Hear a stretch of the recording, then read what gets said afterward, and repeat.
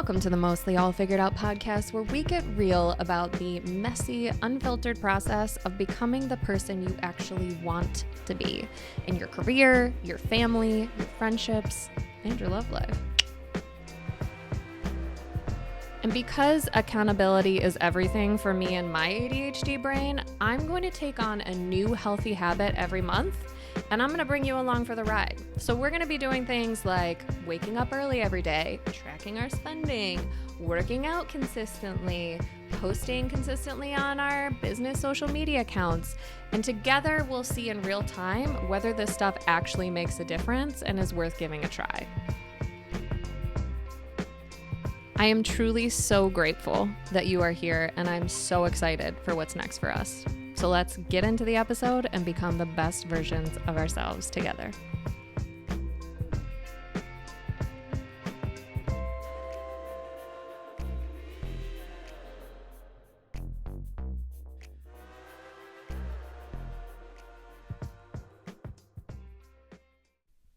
Welcome back to the Mostly All Figured Out podcast. This is your host, Emily Rose, and I am so happy to be back here. I miss this. I missed you. Who are you? We'll get to that, actually. Is this your first time listening? Is this the first episode that you've ever listened to? If so, welcome. I'm so happy you're here. I started this podcast back in the fall of 2022. And we are changing it a little bit. We've changed it a lot. That's the whole thing. That's the whole thing about this, the Mostly All Figured Out podcast. The spoiler is nothing is actually figured out, but that's who we are. And that's the point. All right. You can change. It's okay to switch things up. So we're switching it up again. 3 years later. How about that? That's crazy. So who am I? Hello. Hi. Like I said, my name is Emily Rose. You can call me that if you want. I've had a few different names, but we're going with Emily Rose right now. I am a single mom. I have 2 boys, 10 and 5. I live in Buffalo, New York, beautiful Buffalo, New York, a gorgeous little Rust Belt city. Yes, it is where the Buffalo Wings came from. But we're so much more than that. We have art, we have music, we have theater, we have the Bills. I don't know. Go Bills. I don't know. You have to like them if you're here. I have a lot of, I feel like I probably already lost half the people who started listening to this. I do like the Bills. Okay. I just have weird feelings about them because the emotion that they've caused in the most precious man in my life, which is my grandfather. Okay.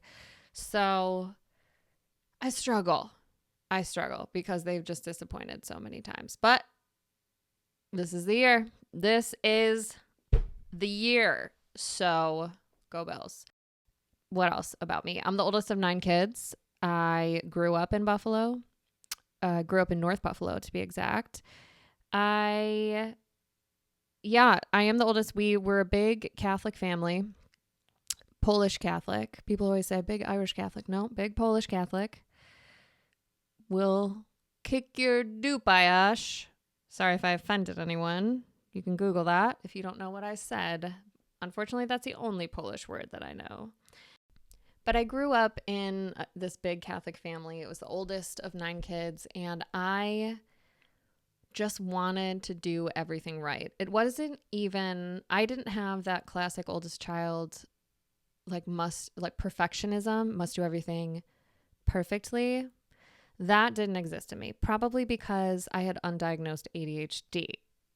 She's diagnosed now, and she loves Adderall. So anyway, what I had was, you don't have to do everything right or perfect, but you do have to do everything right. You got it. You're with me. You do have to follow the rules.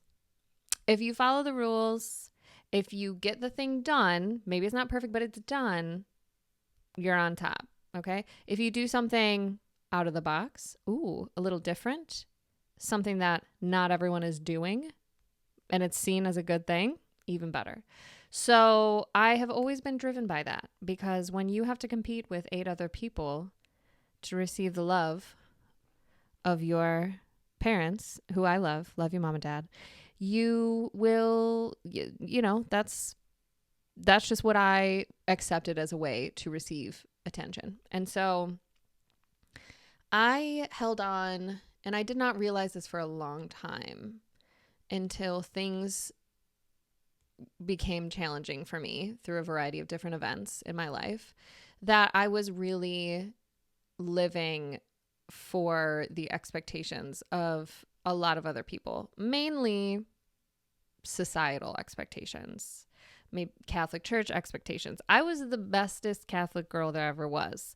I'll be the first to tell you, devastatingly, I've done all the Catholic things. Yes, I've marched for life. I have. I did it. Okay, we are different now. I just want to be 100% clear about that. We have grown, okay, and we keep growing. But I did that, like I was an altar girl. I was a Eucharistic minister. I told everyone, they were going to hell if they were having sex before marriage, okay? I sure did. Worst story of my life, here it is. I'm going to share it, because I think sometimes when we share things that are horrendous that we actually did, it maybe makes the shame go away a little bit. Maybe. Okay, so one of the worst things that I've ever done in my life is, for some reason, I literally almost lost all of my friends from doing this. For some reason, I had to fill in for someone who was giving a chastity talk to, I think, 4th graders. Okay. So I was asked to do this. I was asked to speak to the girls. My father, I guess, would always give this talk to the boys. So I was filling in for this woman. I am, at this point, I don't know, 20 years old. What do I know? Literally nothing. But yeah, let me talk to these 4th graders about chastity, okay? Because I'll tell you what I do know about chastity. So I write this speech. It's so bad. Oh my God. Everybody, I feel like so far all I've done is given you a million reasons to absolutely hate me. It gets better. It really does. This is about the journey. This whole thing is about the journey. And so I'm trying to show you that we've come a long way already. There's still so far to go, but we've already come so far. So I wrote this speech, and I referenced all of my friends by first name in this speech, speaking about their relationships. Why didn't anyone look at this speech like an adult, a real adult, before I got up there? I don't know. So I reference all my friends and their sexual experiences. Okay. So at this time, I was going to, a lovely Jesuit college here in Western New York. And, I was living in a dorm with, oh gosh, 1, 2, 3, 4, 5, 4 of the girls. And, we had like a big group of friends. And so it was not uncommon that one of my roommates, or not usually a roommate because they had their computers there, but like one of our guy friends would come in and just like pop open our computer, our laptop, and just start, using it, whatever. So I had left my laptop and headed off to give this chastity talk. And my friend, whose name I will not say on like that day, opened it up and saw his name and I think his ex-girlfriend at the time, and like me detailing their story, and then saw other friends' names. And so I gave this a truly atrocious speech. I just I can't now, as a how old am I? 35-year-old woman. I cannot believe that an adult didn't stop me. And when I asked for feedback, I looked my mother dead in the eyes and I said, "How do you think I did?" And she said, "Good. You lied, Mom. You lied." Anyway, I got back to the dorm and I walked into our common area And there was a lot of angry people looking at me. And I received the news that they had gone through my speech. Just any blood that I had in my body immediately rushed to my feet. My soul, my spirit flew away. It flew away. It said, well, my work here is done. You've given the most horrendous chastity speech of all time to very young children, like Gossip Girl style. And so I'm going to go now, but you can handle this. And I all I remember is just going right to my room and probably crying because, you know, I don't know, I was being a little bitch. And I will never forget that for the rest of my life. I will never forget that. I don't know how I got my friends back. I really don't. I think it was maybe 3 years ago, I saw the guy who had found it originally, who I had also been friends with in high school. He was someone I was friends with for a really long time. And I think maybe because I like ran into him because he lived near my parents' house and I saw him trick-or-treating with the boys. I sent him this like apology text message. It was like, I'm so sorry I did that. Our friendship definitely wasn't the same after that. Some of the girls all like we recovered, but my friendship with him wasn't the same after that. So I apologized for that. And he was like, I really don't think about that at all. And, you know, that in itself is a lesson. Like, yeah, it's a bummer. Our friendship wasn't the same, but he doesn't, why would he think about that? You know, who fucking cares? So, you know, if you think, I guess what I'm trying to say is if you too did something really stupid, probably you're the only one thinking about it. Maybe. I don't know. I have another horrible story about one time I called into the radio station on behalf of a very large institution that I was working at. And I had no business doing that, but I'll save that for a future episode.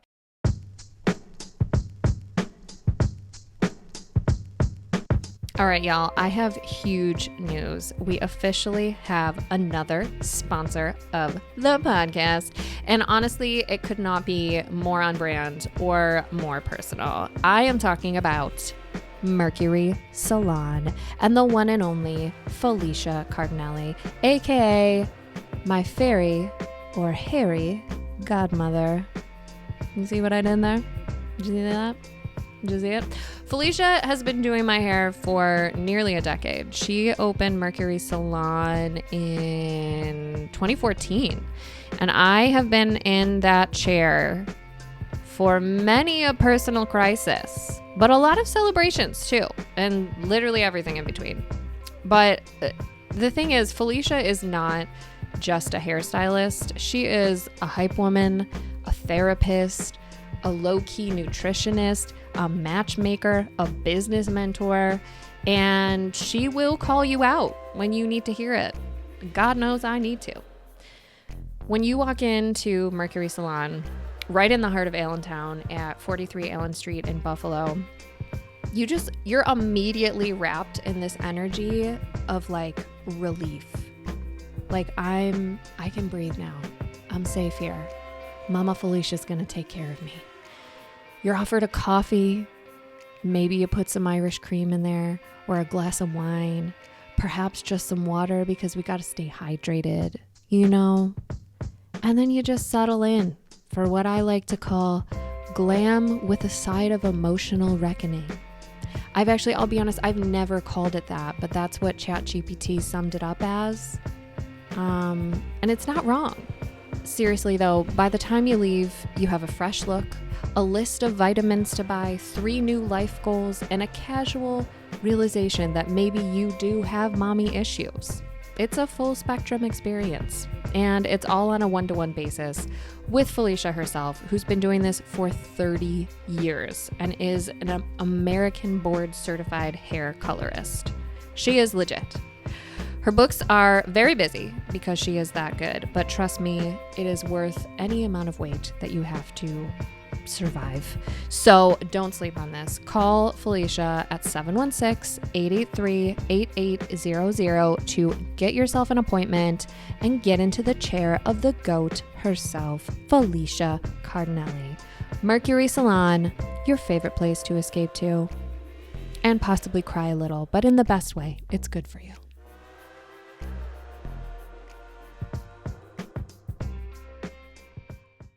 That gives you a little picture into the person that young Emily was. Young Emily up to probably about, 25 years old.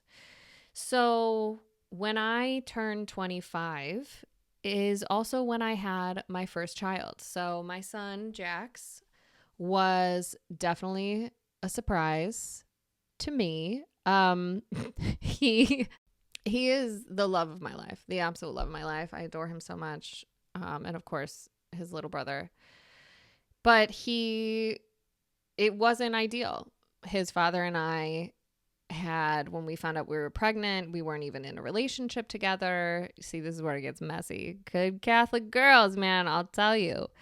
And we ended up working it out and, working things out. We eventually got married, but that happening as the girl who was giving the chastity talk to fourth graders, shaming all of her friends by name, to then be the only girl, mind you, of all the people that I shamed, who ended up pregnant before she was married, as they do, right?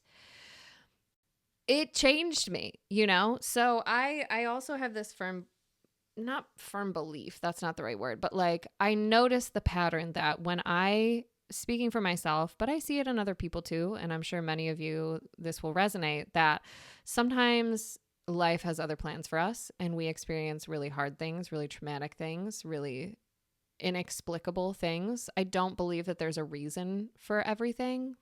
I don't believe that at all. But I do believe that you can find meaning in everything that happens to you. And that when we experience really hard things, it can certainly, most of the time, will set us back, right? But then that setback will often propel us forward and or open our perspective. So when I got pregnant, it forced me to change my perspective. I had to, because what I thought my life was going to be was officially over. Done. Bye. As soon as I looked at that pregnancy test, it was like, well, okay, rethink. We're going to have to rethink. And having to do that, being forced to do that, was the best thing that ever happened to me, because that was the first time truly that I can remember where I had the audacity, but again, it wasn't even the audacity. It was just I had no choice. I had to rethink, to think about what I wanted my life to be, what I actually wanted my life to be, not what I thought society wanted my life to be, not what the Catholic Church wanted my life to be, not what my family wanted my life to be, but what did I want out of my life? That was the first time. The second time I can remember that happening was Jax turned 2, we got married, and I really wanted to have a second child. And so we got pregnant right away, and we had a miscarriage shortly after. And that was really, really hard on me. Everyone deals with these things differently. We don't talk about it very much. It's unfortunately a lot more common than most of us know. I don't really understand the stigma around miscarriages. It's very strange to me. I don't get the whole thing about oh, you gotta wait. Don't tell anyone you're pregnant until you're 12 or 13 weeks. You gotta wait. No. Why? I told everyone right away, because when that happened, when I had that miscarriage, I needed people. I needed my community to surround me and help me and support me and give me love. So I don't subscribe to that at all. But yeah, that was really, really hard. And again, I found myself after that saying, okay, you thought you were trying the thing again. You got married. You thought, now we're married. Now we can have a second child and we can be a real family, quote unquote, little quotes, real family, whatever the fuck that is. And you didn't get it again. So now what? And so then again, I was like, all right, what do I want? I want to be happy in the work that I'm doing. And at that point, I had bounced around to a few different nonprofits. So my career has been almost entirely in the nonprofit industry, working mainly in fundraising and events. I've done a little bit of programmatic work. I was really lucky as my first job as a 23-year-old. I ran a program called Teens Living with Cancer at a very big cancer hospital here in Buffalo. And it was amazing. And I got to meet some really incredible people that I will certainly be talking about in the course of this podcast. But anyway, the point is that I worked in a variety of different nonprofits, mostly doing fundraising and events. And by the time I got to the third one, I was tired of switching, tired of experiencing the same things in all these places. Then I had this miscarriage, and I was particularly unhappy in the organization I was working with at the time. It was very small. It was at that time, I think just 3 of us working together. So a very tight team. It was miserable. It was a really unhappy working situation. And so I was like, what do I do? Like, I can't keep bouncing around to different nonprofits. But luckily, as it happens, as the universe always gives us what we need, I was working in a place, our office was based in a place that was like an innovation center. And so there were a ton of freelancers and other small business owners there. I had never even understood. I never even knew what a freelancer was. I had no clue what it was. I ended up being swiftly mentored into starting my own freelancing business. And so it was, maybe, I don't know, a few months, like maybe within 6 months after having the miscarriage, that I started my own business. I called it Live Inspired Events, and it was primarily to do nonprofit and corporate events.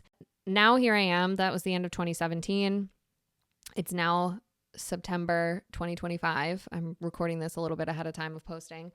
I have been in business this whole time. I recently relaunched earlier this year officially as an LLC, changed the name to Inspired Events Collective, and I'm just so proud of the fact that this is my full-time job and I pay all my bills out of this.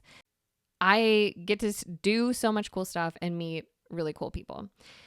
There's a lot of other things, but the point is that hard things have often elevated me and have given me the opportunity to open, shift, and change my perspective on things.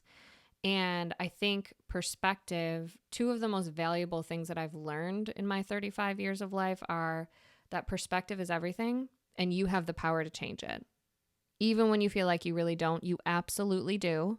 And it can change everything for you when you change your perspective. The second thing is accountability. My God, I don't know. This will definitely resonate with my ADHD babies.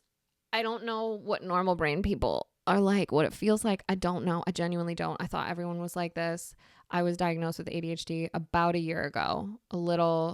That's actually crazy. I can't believe it's been almost a year. Wow, time flies when you have Adderall, baby. Woo! So, yeah, I need accountability and drugs to get myself to do things, which is a little frustrating, but that's just who we are. And maybe that's the third thing that I've learned. Acceptance. Anyone who's in therapy has heard the term radical acceptance. Sometimes, and it's the hardest to do with people, but it's the most difference-making thing that you can do, is just accepting what people's limitations are and accepting where you have control and where you don't.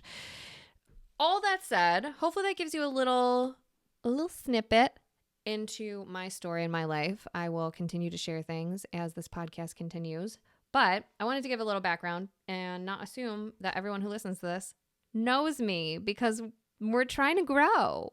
So all that said, what is this podcast? When I started this podcast back in September 2022, I wanted to, what did I want to do? I loved listening to podcasts. I was really inspired by podcasters I was listening to. I loved, again, it was like my perspective was constantly being changed in the best way and opened and widened by the podcasts I was listening to. And I'm the type of person that when I learn something and it works, I need everyone to know. You must know, because if this works for me, it's going to work for other people. And your life could change, and your life could change, and everyone's lives could change. So you got to know if it's good. So I was like, why don't I create this platform for myself? I had gone to school for broadcasting. I wanted to be on the radio. That didn't work. That's another story for another day. So like, why not have my own radio station, you know? So I started the podcast then, and I wanted it to be valuable. I wanted to make sure I was giving people good information. And so, there's only so much I can talk about. And so I wanted to do a weekly interview series. And that's what I did. And I want to say I lasted doing that, weekly interviews, which is so crazy for me to think about now, for I don't know how many weeks. A lot of them, though. I did that for a really long time. And then I asked for a divorce. So I didn't know when I kicked this baby off in either September or October 2022 that just a couple months later, I would be asking for a divorce. I genuinely did not know. Yes, of course, like I was aware of the fact that my marriage was deteriorating. It was crumbling. It was falling apart. There was a lot of holes. The holes were always there. I just really wanted to try to have the family. I wanted to try to have the family. I was still clinging to what society, even with the Catholic Church, what I thought my family wanted me to do. And I was so unhappy and so anxious and hitting a wall and realizing that my life was always going to stay exactly where it was if I stayed there. And so it wasn't like a spur of the moment decision. It was a long time and a lot of effort and a lot of like really trying. And it didn't work. And so the very end of the year is when I wouldn't even say made that decision. It was more like I came to a realization, a very, very clear, intuitive realization that that chapter of my life was over. It had served the purpose that I needed it for, and I am grateful for it. I'm still really, really grateful for it. It gave me the two most beautiful boys in the entire freaking world, and I just love them so much. And it continues to give me opportunities to grow as a person, as a co-parent, as a partner, as someone who is dating, because I am dating now. I do have a boyfriend now. So yeah, I just like, I really didn't know what was coming, but I knew that I wanted this creative outlet. And so I did it really consistently. And then things got really shitty and hard with the separation and divorce process. And so I was in and out a lot. And so I have been thinking about this a lot because I love doing this. And I think that we could create something really cool together. So I realized I needed to change my perspective and add in some accountability. So here we are. This is what we're doing. This is the new version of the podcast. So I will still be doing interviews, but they will not be weekly. I will be posting weekly, but they will be solo, which feels a little scary for me because I'm like, who the fuck am I? I don't know. Just this like 35-year-old bopping around like, I just want to live a good life. But I am building in reason for you to want to listen to me. So here's what we're going to do.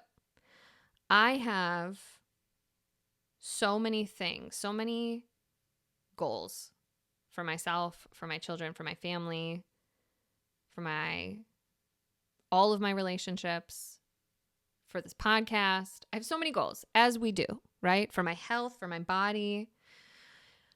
And I don't know about you, but like if you scroll back, you will see I give you a 25-step process for creating your New Year's Eve resolutions, okay? Simple 25 steps. It's not 25. I think it's like 8, but it's ridiculous. I didn't even do it. Like, what are you talking about, Emily? This is not real, right? I do have goals. I think it's important to write goals, and I think it's important to break them down. That's a whole other conversation. The point is that really the way that we get to where we want to go is through the small everyday decisions. It's like the small habits, the small making a good choice. And so, like I mentioned, I have ADHD. What I know about myself now is that I need accountability. I need accountability. And even with accountability, I'm going to procrastinate. I'm going to do it like I just am. I told you you're going to get it on this day. You're not. You're not. If you're lucky, you'll get it the next day. Maybe you'll get it a week later. But we're getting better. We're getting better at this, okay? Okay? I am getting better. I promise. I really am. Depending on who you are. If you've let me get away with this for a really long time, then it's probably not going to get better. Shout out to Justin Bondi Productions. I'm really sorry, Justin. I really am. I love working with you. You're so talented. Thank you for always doing things on the fly for me. So here's what we're going to do. Every month, I'm going to pick one thing that I am going to take on. One habit, one consistent business practice, one thing that I'm going to stop doing. Could be waking up at 5:30 in the morning. Could be posting every day on my business Instagram account. Or maybe it doesn't have to be every day, but like whatever the internet is saying now, the amount of time that you should be posting on Instagram.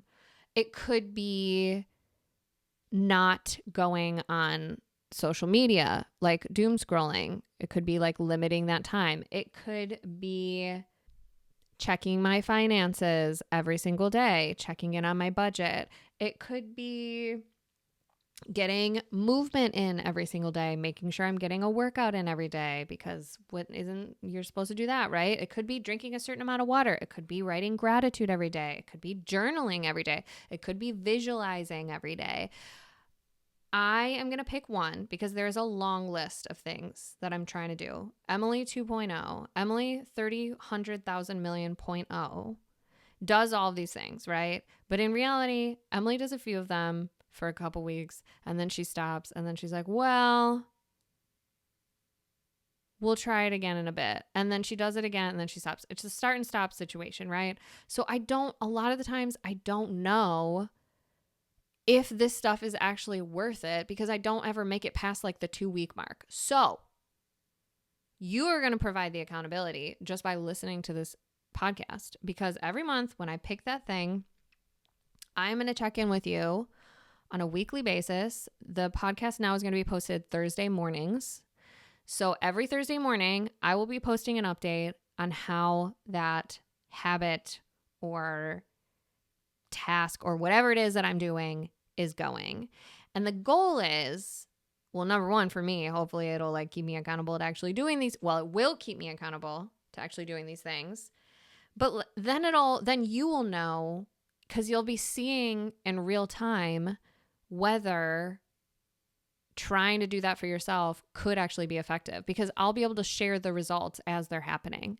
So like, but many of us have read the 5 a.m. Club book. Is it really worth it to do that? Like, honestly, I'm not excited about doing that, especially now that I do have a boyfriend. Because I do enjoy our late night chats. But apparently they say that 5 a.m. waking up at that time will change your life. My business coach and financial advisor, who is a fantastic lady, shout out Nicole Overcamp, she wakes up at like 4 a.m. every day. That's crazy, but she's very successful. And that's what we want. We don't want to have student debt and tax debt anymore. We're going to do something differently. So maybe it's waking up at 5 a.m. Who knows? We're going to start building a list. So number one, here's the things. I would love for you to subscribe to this podcast because it really helps me out. And it gets me in front of some other new folks. If you could rate it, if you have feelings about it, if you're excited, I know this is just the beginning, or if you've been listening and you haven't rated it or haven't rated it in a while, would love that. Again, that also gets me in front of some new people. Follow the Instagram account. It's at Mostly All Figured Out. And let me know. Please let me know in my DMs or in one of my posts. I'll probably make a post about like the first month that we're going to kick off in November. October is just setting the stage. We're just getting ready, babies. Okay? Because it's not a good idea to do everything at once. We know that. One at a time. That's why we're picking one habit at a time. So this month, the habit is just getting the podcast going and posting it once a week. Okay? That's what we're doing right now. You're keeping me accountable. I'm keeping myself accountable. We're doing it. So go to the Instagram. Let me know, what habits have you always heard are like the right things to do? Like, I don't know, eating an apple every day. I don't think we believe that anymore. Drink a glass of milk every morning. Don't do that. Flossing, you know? What habits should I try? What would you like to try? And of course, I invite you to do these with me as I take these on. Like, check in with me. It would be so fun, and it helps me stay even more accountable when I do things with other people. So do it. Join in. Let's do it. Let's become our best. Because honestly, what do we have to lose here, right? If it doesn't work, then we just say, well, I learned that wasn't the thing for me. And if it does, like, fuck yeah. You know? Anyway. The point is that the point is that I say the point is a lot also. So sorry. I don't know what the count is at this point. I'm going to try and cut it down. But the journey is the fun. It's not about where you're going. It's about getting there, right? Is that the saying? Sometimes the journey itself is the inspiration. No, that's not. That's something on my wall, but that's not the saying. But you know what I mean. We got to have fun now.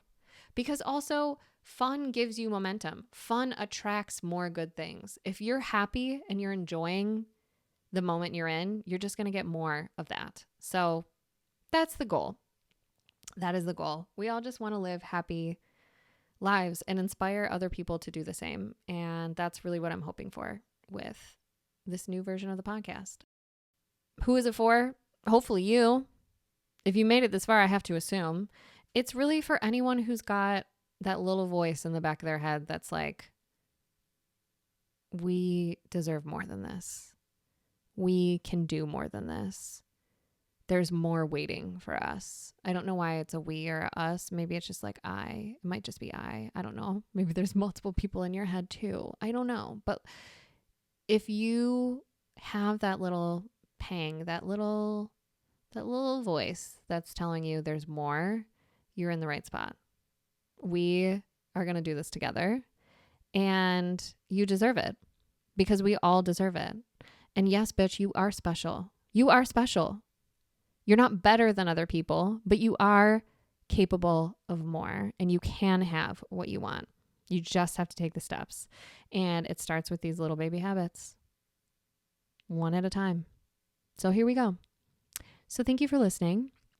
I'm so psyched you're here. I'm so psyched about this revamp of the podcast.